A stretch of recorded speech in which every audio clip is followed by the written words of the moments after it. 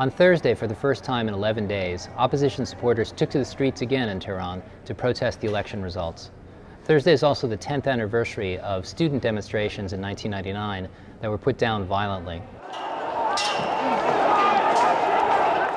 Looking back now at those scenes from 1999, it's striking how similar the images look to what we've seen in the last several weeks in Iran. And in many ways, what's at stake is the same as well. There's been a struggle between relative reformers and relative hardliners for power and control inside Iran's political system. The demonstrations in 1999 were sparked by the closing down of a reformist newspaper associated with the then president, Mohammad Khatami.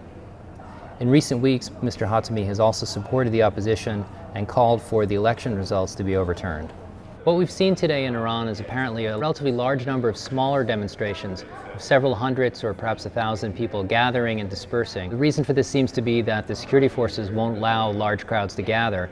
But one of the results of that has been that there's actually been quite a lot of video footage for the first time in several days of rallies in different parts of the city. They seem to have been located essentially close to Tehran University, where the student demonstrations in 1999 took place and were centered. But they spread out to streets around the city, and people gathered, chanted, dispersed, and then seemed to reform and demonstrate further as the day went on.